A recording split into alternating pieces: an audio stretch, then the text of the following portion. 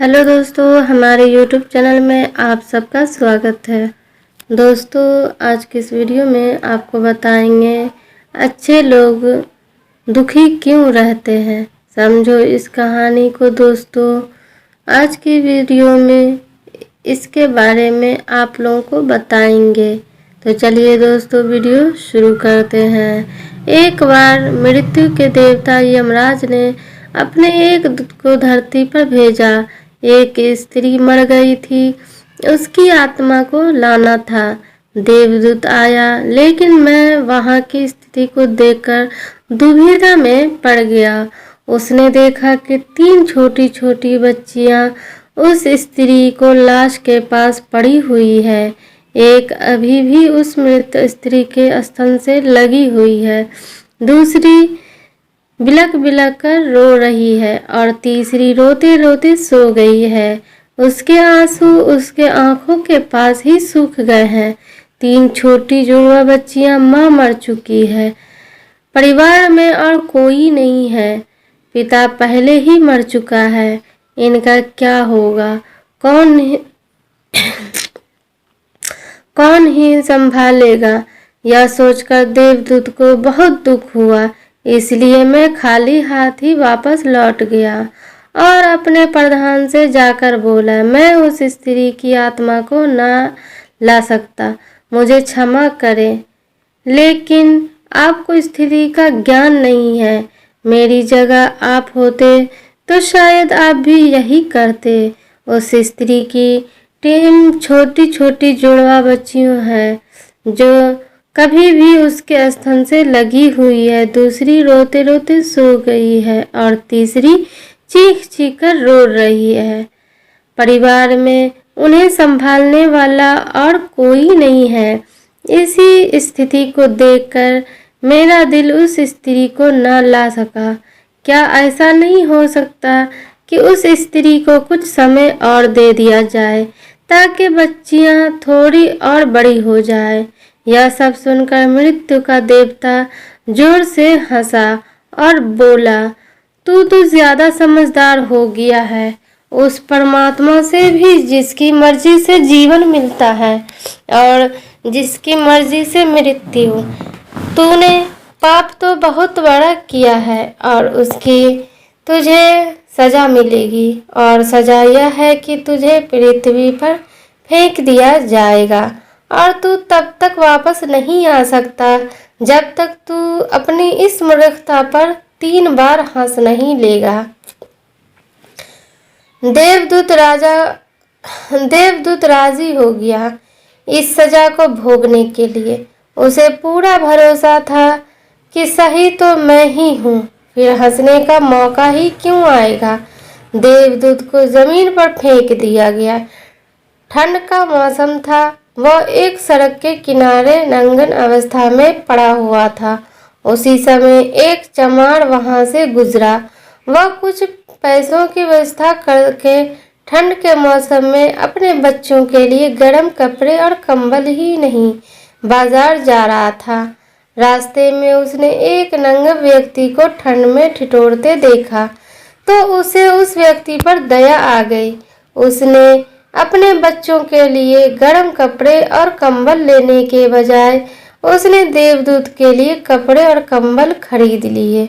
इस नंगे व्यक्ति ने कहा, मेरा कोई नहीं है, मेरा घर नहीं है, परिवार नहीं है और न ही रहने की व्यवस्था है। इस भयानक ठंड में मैं क्या करूँगा? चमार ने कहा, तो चिंता मत कर, तू मेरे साथ मेरे घर में रहना, लेकिन ध्यान रखना, मैं अपने बच्चे और पत्नी के कपड़ों के लिए जो पैसे लिया था उससे मैंने तेरे लिए कंबल और कपड़े खरीदे हैं और अब तुझे घर भी ले जा रहा हूँ। इसलिए मेरी पत्नी गुस्सा जरूर होगी और शायद भला बुरा भी कहेगी, लेकिन तू परेशान मत होना, कुछ दिनों में सब कुछ ठीक हो जाएगा। उस दिन दूध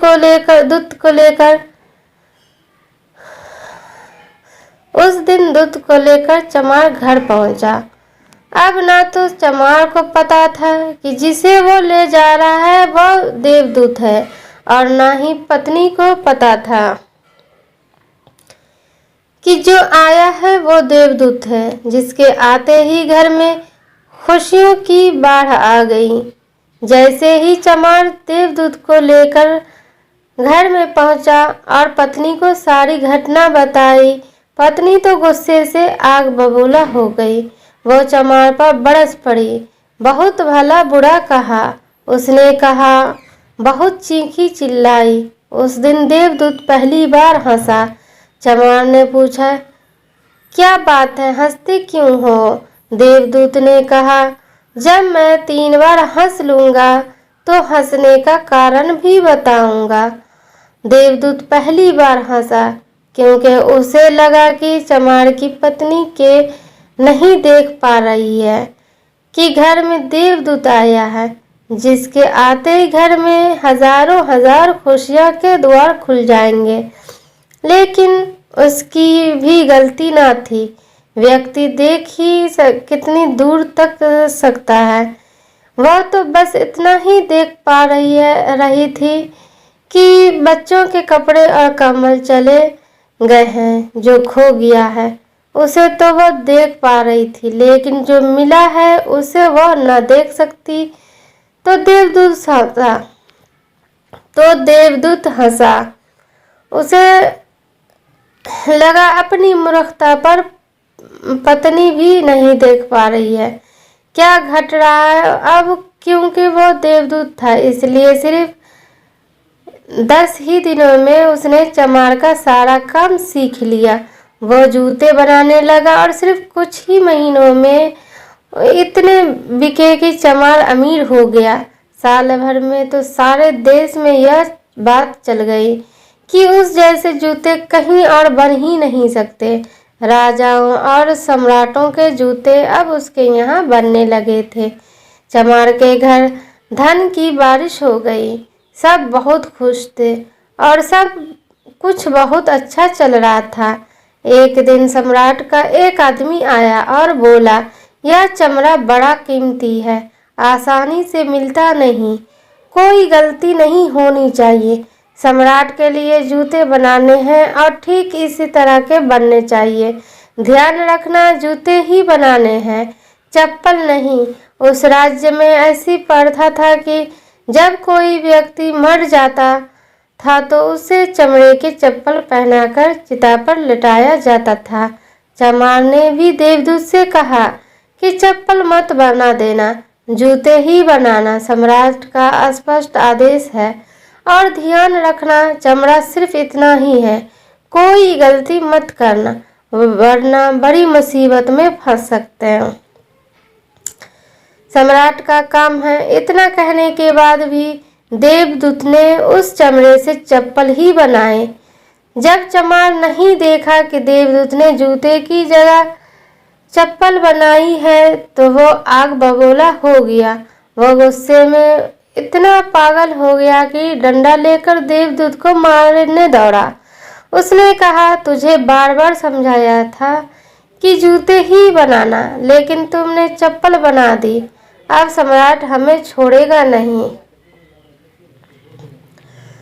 तू तो मरेगा ही, लेकिन साथ ही मुझे और मेरे परिवार को भी फंसाएगा। इतना सुनते ही देवदूत खिलखिलाकर हंस पड़ा। उसी समय पीछे से दौड़ता हाँफता सम्राट का आदमी आया और बोला, जूते मत बनाना, चप्पल ही बनाना, क्योंकि सम्राट की मौत हो गई है। इतना सुनते ही चमार के हाथ से डंडा छूटकर नीचे गिर पड़ा। उसने देवदूत के पैर पकड़ दिए और कहा, मुझे माफ कर दो, मैंने तुझे मारा, मुझसे बहुत बड़ी भूल हो गई। देवदूत ने कहा, कोई बात नहीं, मैं अपनी सजा भुगत रहा हूँ। चमार ने कहा, कौन सी सजा, और तुम हंस क्यों रहे हो? देवदूत ने कहा, जब 3 बार हंस लूंगा तो सब कुछ बता दूंगा। भविष्य ज्ञात है और सिवाय उस परमात्मा के किसी को नहीं पता कि आगे क्या होगा। और इंसान तो वैसे भी अपने अतीत के अनुभवों के अनुसार निर्णय लेता है। सम्राट जिंदा था तो जूते चाहिए थे और मर गया तो चप्पल। देवदूत दोबारा हंसा, यह सोचकर कि भविष्य में ज्ञात नहीं और हम आकाशियों करते रहते हैं, अनुमान लगाते हैं जो कि पूरी तरह व्यर्थ है। हम इच्छा करते हैं कि यह घटेगा, लेकिन वह कभी नहीं करता क्योंकि कुछ और ही घटना तय है।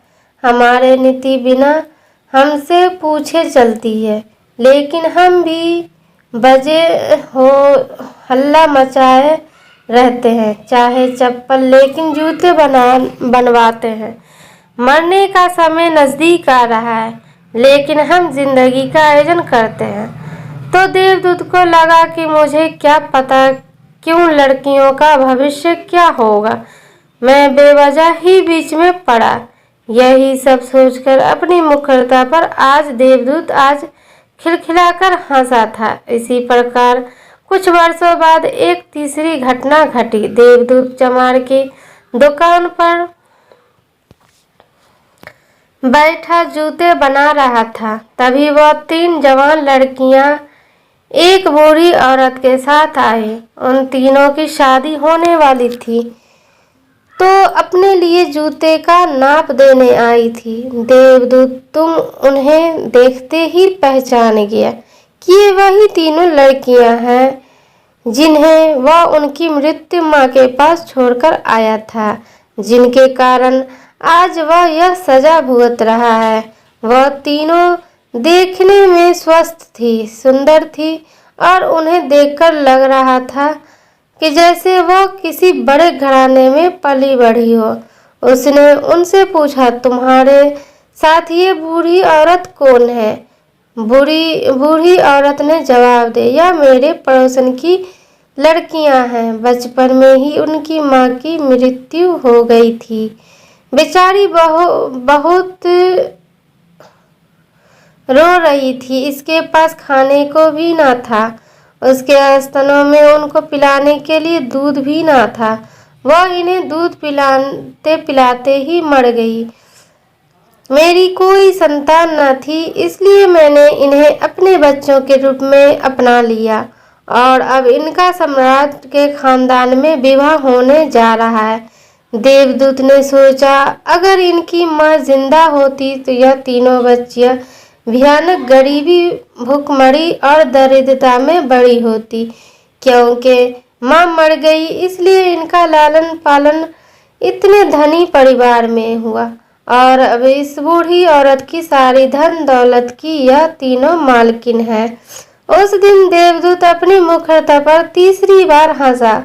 उसने इन तीनों लड़कियों के लिए अब तक के सबसे शानदार जूते बनाए और चमार से आकर सारी बात कह सुनाई कि 3 कारण थे मेरे हंसने के।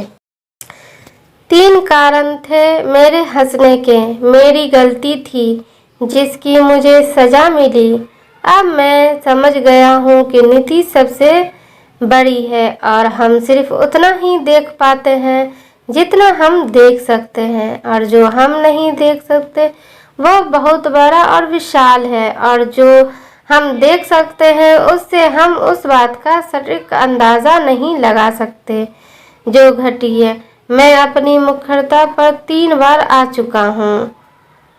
मेरा दंड पूरा हुआ, इसलिए अब मैं चलता हूँ। और देवदूत वहाँ से चला गया। दोस्तों, इस कहानी से सीखने वाली बात यह है कि आज की घटी घटनाओं को देखकर हम इस बात का अनुमान नहीं लगा सकते कि यह घटना हमारे लिए अच्छी है या बुरी। इसका उत्तर तो भविष्य के में ही छुपा है। इसलिए हर घटना पर अच्छी या बुरी की प्रतिक्रिया देना व्यर्थ है। हमें बस जो हो रहा है उसका साक्षी बनने का प्रयास करना चाहिए। गौतम बुद्ध भी अपनी उपदेश में यह कहते हैं कि ना तो अर्थात के लिए पश्चात करो और ना ही भविष्य की चिंता। बस आज में जियो, इस पल में जियो और इसके साथ ही हो जाओ। बस यही एकमात्र तरीका है। खुद को उन सभी चिंताओं से मुक्त रखो। तो दोस्तों, आप लोगों को ये वीडियो कैसी लगी हो? अगर आप लोगों को वीडियो पसंद आई हो तो लाइक और शेयर ज़रूर कर दें वीडियो को। अगले वीडियो में फिर मिलते हैं।